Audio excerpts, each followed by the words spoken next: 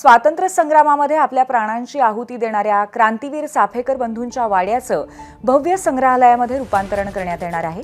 पिंपरी चिंचवडमध्ये असलेल्या या भव्य वाड्याचं राज्याचे मुख्यमंत्री देवेंद्र फडणवीस यांच्या हस्ते लोकार्पण होणार आहे आणि त्याचबरोबर त्यांच्यासोबत दोन्ही उपमुख्यमंत्री असतील। आपण पाहतोय उपमुख्यमंत्री अजित पवार इथे दाखल झालेले आहेत।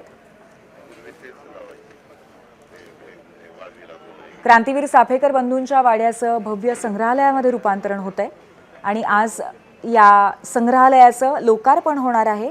त्या निमित्ताने उपमुख्यमंत्री अजित पवार इथे पोहोचलेले आहेत। सकाळी 11 वाजता हा कार्यक्रम होणार आहे आणि या कार्यक्रमाला मुख्यमंत्री देवेंद्र फडणवीस तसंच दोन्ही उपमुख्यमंत्री उपस्थित असतील।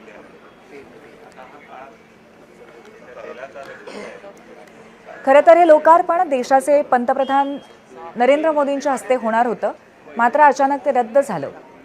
पद्मश्री गिरीश प्रभुणे यांच्या संकल्पनेतनं या वाड्याचं संग्रहालयात रूपांतरण करण्यात आलंय आणि याच पार्श्वभूमीवर या नवीन संग्रहालयाचा आढावा घेतला आमच्या प्रतिनिधींनी।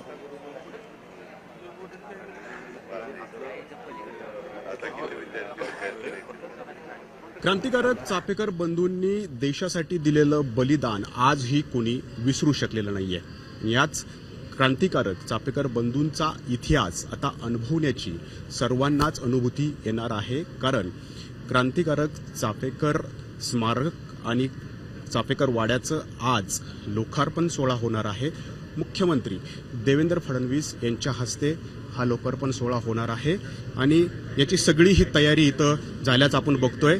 पद्मश्री गिरीश प्रभुणे सर आता आपल्यासोबत आहेत। सर, आज खूप आनंदाचा क्षण आहे आपल्यासाठी। चाफेकर वाड्याचं आणि स्मारकाचं या ठिकाणी लोकार्पण होतंय मुख्यमंत्र्यांच्या हस्ते। खूप दिवस प्रतीक्षा सगळेजण करत होते, आता इतिहास अनुभवता येणार आहे या स्मारकाच्या निमित्तानं। 1898ला दामोदर चाफेकर यांचा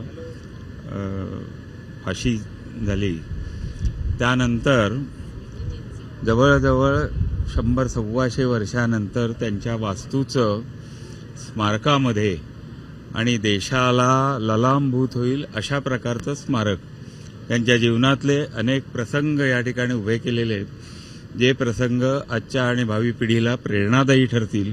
तो काळ कसा होता, कशा प्रकारे ते जीवन जगत होते, हे या स्मारकाच्या ह्याच्यातून दिसेल। इथल्या कोणकोणत्या क्षणाची आपण स्मारकामध्ये नोंद केलेली आहे? स्मारकामध्ये नोंद अशी आहे, भगिनी निवेदिता त्यांच्या बलिदानानंतर या ठिकाणी भेटायला आल्या, त्यांच्या मातोश्रीनं, त्याची नोंद आहे आणि ती फार वेगळ्या प्रकारची आहे। आणि चाफेकरांच्या जीवनात लहान वयापासून कसं वातावरण होतं, पूजा अर्चा असं सगळं, त्याच्यात देशाचा विचार कसा आला, धर्माचा विचार कसा आला, याचे प्रसंग आहेत। आणि शेवटचा प्रसंग आहे तो रँडला मारतानाचा प्रसंग आहे।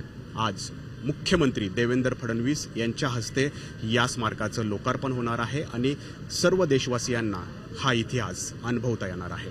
कॅमेरामन विजय राऊतसह नाजिमुल्ला, ABP माझा, पिंपरी चिंचवड।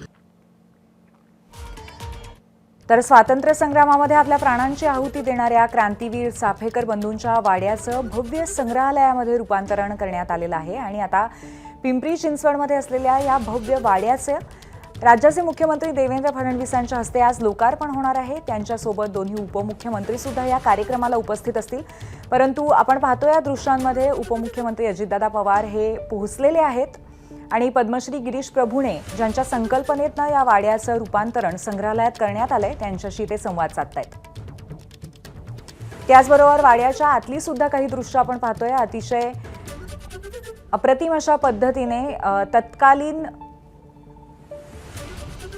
ज्या पद्धतीचे वास्तू शिल्प असायची, त्यावेळची जी संस्कृती होती, त्या अनुषंगाने इथे विविध प्रतिकृती साकारण्यात आलेल्या आहेत, देखावे साकारण्यात आलेले आहेत।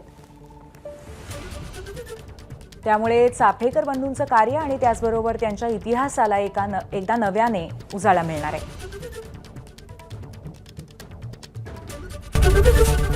ABP माझा, उघडा डोळे बघा नीट।